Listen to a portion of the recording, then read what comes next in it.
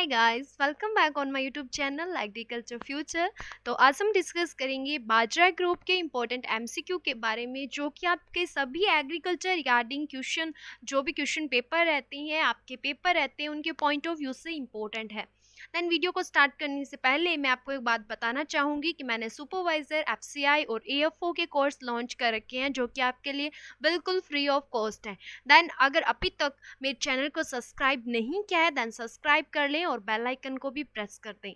तो इस वीडियो को पूरा देखें बिना स्किप किए हुए, तो आपको बेनिफिट जरूर मिलेगा। आज का जो आपके लिए मोटिवेशनल जो है थॉट है वो ये है कि संघर्ष में आदमी अकेला होता है, सफलता में दुनिया उसके साथ होती है। जिस जिस पर ये जग हंसा है उसी ने इतिहास रचा है।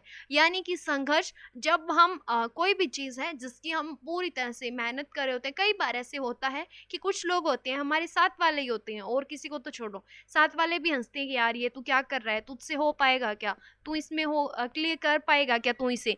तो यही चीज़ें हैं ना कि उस टाइम तो सभी हम पे हंसते हैं, और जब हम जिस टाइम हमें सक्सेस मिल जाती है, हम बिल्कुल सक्सेस हो जाते हैं, तो उस टाइम सभी हमारे साथ होते हैं, पूरी दुनिया हमारे साथ होती है।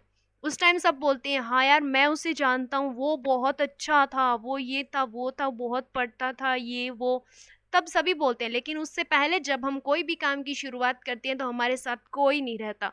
और फिर ये है कि जिस चीज़ पर आज तक जग हंसा है उसी ने इतिहास रचा है। ठीक है, तो इस चीज़ को माइंड में रखा करो, थोड़ा बहुत मोटिवेट रहा करो, जिससे कि नेगेटिव थिंग्स आपके माइंड में नहीं आती।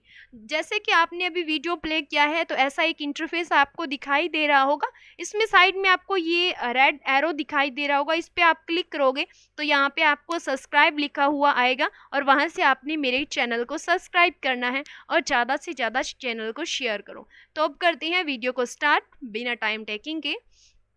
तो सबसे पहले बात करती हैं कि बाजरा का साइंटिफिक नेम क्या है या फिर इसका वानस्पतिक नाम क्या है। आपको ऑप्शन में दिया गया है पेनिसिटम गलुकम, या फिर पेनिसिटम अमेरिकनम, या फिर पेनिसिटम टाइफोडियम, या फिर उपरोक्त सभी, यानी कि ऑल ऑफ दीज। तो इसका राइट आंसर क्या है? All of these. ये याद रखना, मैंने बाजरा की क्रॉप करवाई है आपको, उसमें जाके देख लेना वीडियो में, उसमें ये है कि इसके अलग अलग नाम है। ठीक है, पेनिसिटम ग्लूकम भी बोला जाता है, अमेरिकनम भी और टाइफोडियम भी। और अब ज़्यादातर एग्जाम में ना अमेरिकन, ये आपको टाइफोडियम देते हैं वहाँ पे लिख के कि पेनिसिटम टाइफोडियम किसका साइंटिफिक नेम है, या फिर बाजरा का साइंटिफिक नाम बताओ, और वहाँ पे आपको है ना पेनिसिटम टाइफोडियम क्या दिया होगा, आपको ऑप्शन में दे दिया जाएगा। तो कंफ्यूज नहीं होना, पेनिसिटम ग्लूकम तो पढ़ा होगा बट टाइफोडियम कई जगह पे ही मिलता है, तो टाइफोडियम भी इसका साइंटिफिक नेम है। ये तीनों में से कोई भी आपको ऑप्शन में मिले तो राइट आंसर रहेंगे आपके, ये कोई प्रॉब्लम नहीं है। उसके बाद में सेकंड हम बात करते हैं कि जो बाजरा क्रॉप है, जो पर्ल मिलेट क्रॉप है, उसकी फैमिली कौन सी है, कौन से कुल से संबंधित है।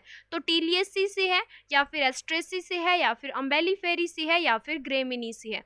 तो याद रखना, जितनी भी खाद्यान्न फसलें हैं जिन्हें हम सीरियल्स क्रॉप बोलते हैं इंग्लिश में, तो वो सभी क्या है, ग्रेमिनी फैमिली से ही हैं। और एक चीज़ और है जो आपको कंफ्यूज कर देती है, अब आपको एग्जाम में ग्रेमिनी लिखा हुआ नहीं मिलता, वहाँ पे आपको है ना पोएसी लिख के दे देती हैं कि कौन सी फैमिली से रिलेटेड है, आपको पोएसी लिख के दे दिया, और कुछ भाई साहब ने दिया ही नहीं वहाँ पे, टीलियसी, एस्ट्रेसी और अम्बलीफेरी। आप ये सोचोगे क्वेश्चन ही रॉन्ग है, तो क्वेश्चन रॉन्ग नहीं है, ये इसका पोएसी जो है ना, ये ग्रेमिनी का दूसरा नाम है। तो यानी या आपको या तो पोएसी लिखा हुआ मिले या ग्रेमिनी, तो राइट आंसर रहेगा आपका, कोई प्रॉब्लम नहीं है, क्योंकि ग्रेमिनी का दूसरा नाम है पोएसी।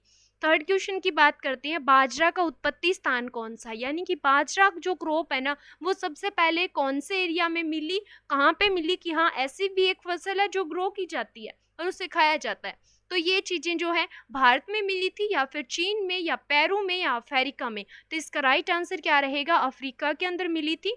बाजरे की फसल हेतु उपयुक्त कथन है, यानी कि इन नीचे दिए गए जो चार चीजें दी गई है ना आपको, इनमें से कौन सा ऐसा स्टेटमेंट है, कौन सा ऐसा कथन है जो बाजरे की क्रॉप के लिए राइट माना गया है, यानी कि बाजरे की फसल में ये फीचर पाया जाता है, इन चारों में से कौन सा है।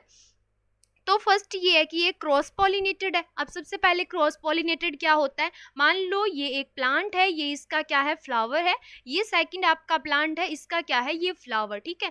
फ्लावर में दो पार्ट होते हैं, एक होता है फीमेल पार्ट और सेकंड होता है मेल पार्ट, ओके। क्या होता है, फर्स्ट वाला एक होता है फीमेल पार्ट, एक होता है मेल पार्ट। मान लो ये साइड वाले जो दोनों है ना, ये वाला ये है मेल पार्ट, इसका भी ये वाला और ये वाला मेल पार्ट यानी कि नर भाग है, और बीच वाला क्या है, फीमेल पार्ट, ठीक है, यानी कि मादा भाग। मादा भाग के ऊपर वाला भाग जो होता है उसे बोलते हैं स्टिग्मा, ठीक है। और नर भाग में जो बनते हैं पोलन बनते हैं, ठीक है। पोलन जो बनते हैं वो क्या होंगे, मान लो इस फ्लावर के, इस प्लांट का जो फ्लावर है, इसके पोलन इसके स्टिग्मा पे आके गिरेंगे, ठीक है, इसके स्टिग्मा पे आके गिरेंगे तो क्या होगा, इसे बोलते हैं क्रॉस पॉलिनेशन, ठीक है। एक प्लांट से दूसरे प्लांट के स्टिग्मा के ऊपर पोलन्स का जाके गिरना, इसी प्रोसेस को बोलते हैं हम क्रॉस पॉलिनेशन, यानी ये बाजरा के अंदर पाया जाता है। कार्योप्सिस जो हमारा बीज रहता है, बाजरा का जो बीज रहता है, आपने देखा होगा वो डायरेक्ट ऐसे तो है नहीं कि लगा होता है, जो आपकी जो ये बाली रहती है, ठीक है, इसके अंदर क्या रहता है, आपने देखा होगा बहुत सारे छोटे छोटे बीज लगे होते हैं। तो इनके क्या है, इनके साइड में एक कवर रहता है, ठीक है, उस कवर के अंदर ये सेट रहते हैं सभी, ठीक है। तो कैरियोप्सिस टाइप का इसका फ्रूट रहता है। और C3 प्लांट है। C3 प्लांट कौन से होते हैं, जब कोई भी पौधा है, ठीक है, वो ऑक्सीजन को क्या करेगा, ग्रहण करेगा कोई भी एंजाइम की प्रेजेंस के अंदर, तो सबसे पहले जो आपका प्रोडक्ट बनेगा ना, वो कौन सा होगा, 3 कार्बन का बनेगा। ये जब बायो की क्लास होगी उसमें बताऊंगी, 3 कार्बन का बनेगा, तो उसे क्या बोलते हैं हम, C3 प्लांट बोलती हैं, ठीक है। तो ये वाला राइट है, ये सभी राइट स्टेटमेंट है। C3 भी है, कैरियोप्सिस भी है, और इसका जो है क्रॉस पॉलिनेशन यानी कि पर परागण भी है। तो ये आप बाजरा की क्रॉप देख लेना, उसमें मैंने अच्छे से समझाया है। और फिर बात करते हैं बाजरे की दाने में प्रोटीन कितना पाया जाता है, यानी कि बाजरा का जो सीड है, जो ग्रेन है, उसमें प्रोटीन परसेंटेज कितना रहता है, ये इंपॉर्टेंट है, बहुत बार पूछा जाता है, ठीक है। सीरियल क्रॉप में बाजरा से अगर क्वेश्चन पुटअप होता है ना, तो वो आपसे यही पूछेगा प्रोटीन कितना है, 11.5% प्रोटीन पाया जाता है। उसके बाद में बाजरा में कितने परसेंट वसा पाई जाती है, वसा मीन फैट, ठीक है, कितनी परसेंट फैट पाई जाती है बाजरा के अंदर, दैट राइट आंसर इज 5%। फिर है बाजरा में कंड यानी कि जो स्मट रोग होता है, उसके रोधी किस्म कौन सी, यानी ऐसी कौन सी किस्म है जो कि स्मट की रेजिस्टेंस है, यानी जिसमें जो स्मट रोग है ना वो नहीं लगता, तो कौन सी है, पूसा मोती, ओके। ये इंपॉर्टेंट क्वेश्चन है। फिर है विश्व में सर्वाधिक बाजरा का उत्पादन करने वाला देश है, यानी कि पूरे वर्ल्ड की बात करें, पूरे विश्व की बात करें, तो ऐसा कौन सा देश है जो सबसे ज्यादा बाजरा का प्रोडक्शन करता है, तो हमारा भारत है 1 नंबर पे। हमारा भारत जो है वो सबसे ज्यादा बाजरा का प्रोडक्शन करता है। और बाजरे में खनिज लवण कितने प्रतिशत पाए जाते हैं, तो जो मिनरल रहते हैं वो कितने होते हैं, 2.5% रहते हैं। और भारत में सर्वाधिक बाजरा उत्पादक राज्य है, यानी कि भारत जो है, हमने बता दिया कि भारत में सबसे ज्यादा उत्पादन होता है, ठीक है। अब उत्पादन क्या होता है, ये भी टर्मिनोलॉजी में आपको क्लियर कर देती हूँ। उत्पादन होता है कि मान लो हमारे पास 1 हेक्टेयर जमीन है, ठीक है, राजस्थान की बात कर लो, उस 1 हेक्टेयर में हमारे पास उस पर्टिकुलर जगह में, जितनी भी जगह, मान लो हमारे पास 1 हेक्टेयर 2 हेक्टेयर, उस जगह में हमारा जितना भी प्रोडक्शन निकलेगा, ठीक है, हमको जो उत्पादन हमें लास्ट में मिलेगा ना, उसे तो हम प्रोडक्टिविटी बोलते हैं, उत्पादकता। और उत्पादन की बात करें यानी प्रोडक्शन की बात करें, तो प्रोडक्शन क्या रहता है, प्रोडक्शन एवरेज रहता है। मान लो कि राजस्थान का गंगानगर जिला जो है, वहाँ पे क्या है, 1 हेक्टेयर में मान लो 10 क्विंटल निकल रहा है बाजरा पर हेक्टेयर, ठीक है। और वहीं हम बात करें कि राजस्थान के अदर जो स्टेट है, कहीं पे 6 निकल रहा है, 6 क्विंटल निकल रहा है, मान लो जैसलमेर में जो है 5 क्विंटल निकल रहा है, और बीकानेर में 4 क्विंटल निकल रहा है, तो ये नहीं बोलेंगे कि राजस्थान के अंदर प्रोडक्शन जो है वो एवरेज 10 क्विंटल, नहीं, इनका एवरेज बताया जाएगा, यानी कि 5 क्विंटल एवरेज है राजस्थान का। तो ये वाला रहता है प्रोडक्शन, जो एवरेज चीज है ना, जो एवरेज निकाला जाता है वो प्रोडक्शन रहता है, यानी सभी स्टेट की एवरेज निकाली जाती है इसके अंदर, तो उसे बोलते हैं प्रोडक्शन, ठीक है। और उसके बाद में हम बात करेंगे तो कौन सा स्टेट है, राजस्थान है, ठीक है, अपना राजस्थान है। उसके बाद में बात करेंगे बाजरा की सामान्य फसल हेतु बीज दर कितनी रहती है, सामान्य जब हम नॉर्मली हम फसल को ग्रो करते हैं तो उसके लिए सीड रेट या फिर बीज दर कितनी रखते हैं, तो 4 से 5 kg रखी जाती है। इसने सामान्य इसलिए बोला है कि हम बाजरा को फॉडर क्रॉप के लिए यानी कि चारे वाली फसलों के रूप में भी तो ग्रो करते हैं ना, इसलिए इसने हाईलाइट किया है कि सामान्य फसल के लिए, यानी हम बीज के पर्पज से, हम बीज लेने के पर्पज से क्या कर रहे हैं, फसल को खेत में ग्रो कर रहे हैं। इसलिए कितनी सीड रेट रखेंगे, तो 4 से 5 kg पर हेक्टेयर, यानी 1 हेक्टेयर में 4 से 5 किलो बीज हम डालेंगे।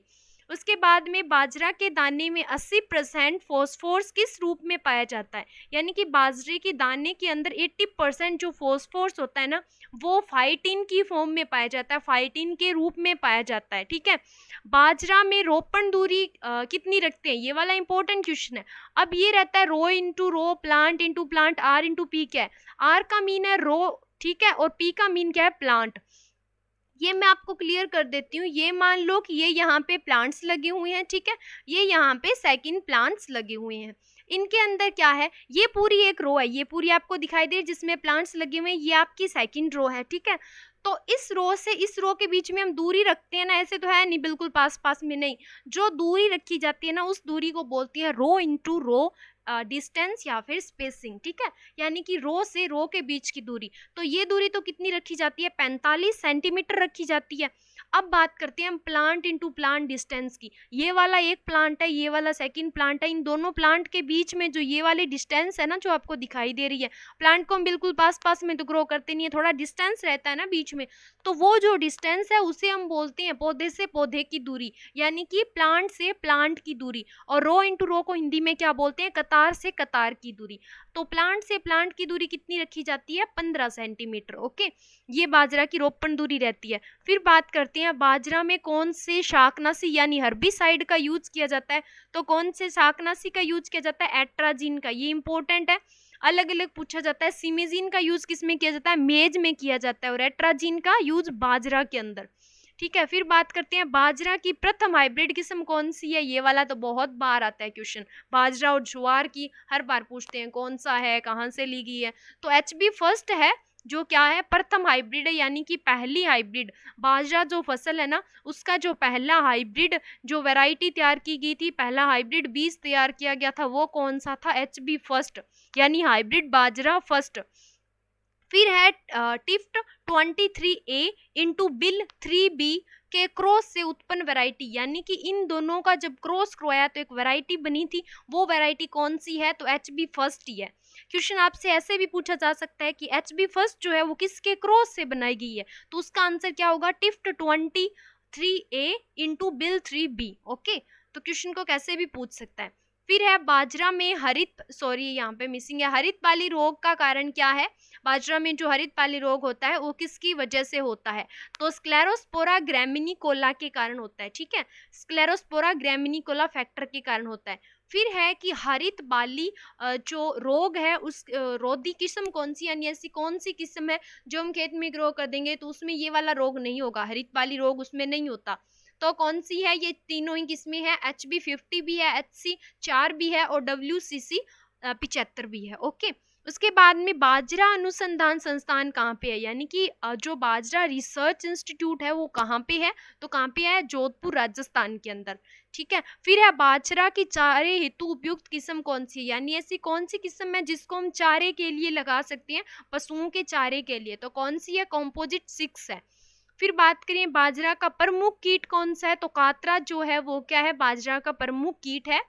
और फिर बात करें बाजरा की जल मांग कितनी है, जल मांग क्या होता है, जब हमने बाजरा को खेत में ग्रो कर दिया पर्ल मिलेट को, और जब हम हार्वेस्ट करेंगे यानी उसकी कटाई करेंगे, तो इस टाइम पीरियड के दौरान, इस पूरे समय के बीच में जितनी पानी की रिक्वायरमेंट, जितनी वाटर की रिक्वायरमेंट बाजरा की फसल को रहेगी ना, उसे बोलते हैं हम जल मांग, यानी कि उसके पूरे लाइफ साइकिल में, पूरे जीवन चक्र में उसे जितने भी पानी की जरूरत होती है उसे बोलते हैं हम जल मांग। कितनी रहती है, 200 से 400 mm। ठीक है, इतनी इसको वाटर की रिक्वायरमेंट रहती है। फिर है कि बाजरा के अंदर ना एक अर्ध जड़ परजीवी पाया जाता है, एक जो पैरासाइट है ना, पैरासाइट वीड होता है। ठीक है, तो वो कौन सा है, वो है रूखड़ी, स्ट्राइगा, ये बहुत ही इंपॉर्टेंट है, आप बाजरा की पूरी क्रॉप देख लेना, फिर इन MCQ की क्लास को देखना। ताकि आपको उससे बेनिफिट मिलेगा कि आपको आंसर आता है या नहीं, आपको कितना याद रहा। फिर है कि मृदा एवं बीज दोनों से फैलने वाला रोग है, यानी कि ऐसा कौन सा रोग है जो कि सोइल से भी फैल सकता है। सोइल से कैसे फैलेगा कि मान लो पहले हमने कोई क्रॉप को ग्रो किया था, वहां पे क्या था, ये वाली डिजीज थी, तो इसके जो पैथोजन वगैरह थे ये सोइल में रह गए, और जब हमने इसे ग्रो करने के लिए सोइल को कल्टीवेट किया तो वो फिर से एक्टिव हो गए और इस फसल के अंदर रोग फैला रहे हैं। और बीज का क्या मतलब है, यानी कि जो बीज हम बोने के लिए लेके आए हैं उस बीज में ये रोग के लक्षण है या फिर ये रोग है, तो उसे बोलते हैं, यानी बीज और सोइल दोनों से फैल सकता है। ऐसा कौन सा है, हरित बाली रोग यानी कि ग्रीन ईयर डिजीज, ठीक है। उसके बाद में बाजरा का मुख्य रोग कौन सा है, यानी कि मेन रोग कौन सा है जिससे कि बाजरा को बहुत ज्यादा नुकसान होता है, बाजरा की फसल को, तो अर्गट या फिर चिपका, ठीक है, ये इसका मेन रोग है। बाजरा में कार्बोहाइड्रेट कितनी रहती है, तो बाजरा में कार्बोहाइड्रेट जो है वो 71% रहती है, और बाजरा में गुणसूत्र की संख्या कितनी होती है, 2n = 14 जो है गुणसूत्र की संख्या रहती है।